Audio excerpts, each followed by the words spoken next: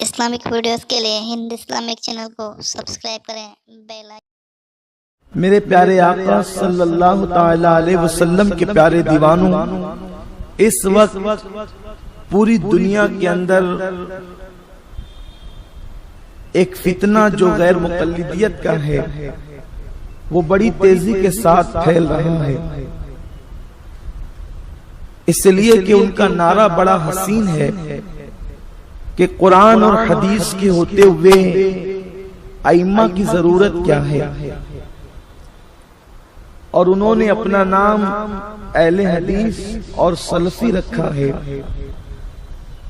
فقیر کی نگاہ میں دنیا کا سب سے جاہل ترین بلکہ اجہل یہی فرقہ ہے، اس لیے کہ دنیا کے اندر ایک ہوتا ہے نام اور ایک ہوتی ہے ڈگری۔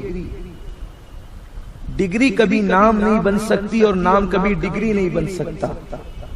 جیسے ڈاکٹر یہ ڈگری ہے، یہ نام نہیں ہو سکتا۔ انجینئر یہ ڈگری ہے، یہ نام نہیں ہو سکتا۔ مولانا یہ ڈگری ہے، یہ نام نہیں ہو سکتا۔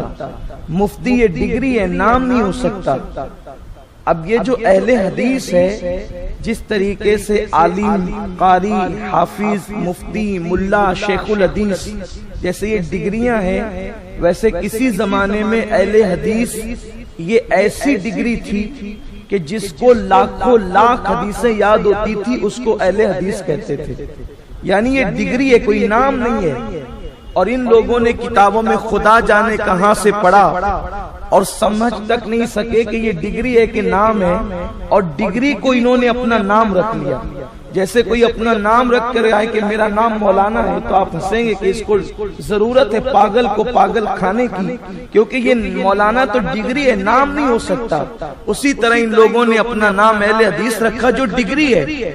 اب یہ ڈگری جو ہے وہ ہر اس جاہل کو کیا دے سکتے ہیں آپ جس سے استنجا کے مسائل نہیں پتا ہے، جس سے استنجا کی سنتیں نہیں معلوم ہے، جو لوگ سیاہ ستہ کا نام نہیں لے سکتے، جو سیاہ ستہ کو سہائل ستہ کہتے ہیں، ان لوگوں کو آپ اہل الحدیث کہیں گے۔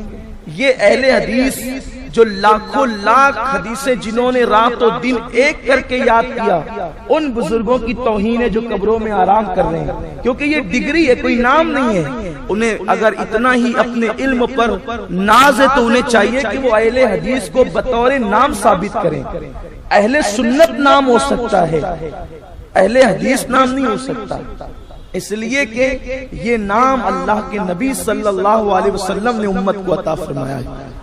پھر انہوں نے سوچا کہ کیونکہ انہوں نے پہلے اپنا نام محمدی رکھا، تو علماء نے جب ان کو غیر مقلد کہنا شروع کیا تو برٹش گورنمنٹ سے انہوں نے اپنا نام اہل حدیث پاس کروایا، اور اس کے بعد آج کل اب یہ بڑے ذوق و شوق سے اپنے آپ کو اہل حدیث کہنے کی بجائے سلفی کہتے ہیں۔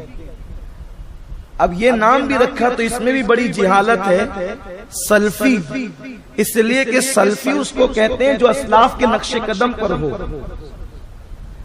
اسلاف کے نقش قدم پر جو، اسی کو سلفی کہتے ہیں۔ اور یہ کہتے ہیں ہم کسی کی تقلید نہیں کرتے، یہ کہتے ہیں ہم کسی کی تقلید نہیں کرتے۔ اور سارے اسلاف تو مقلد تھے۔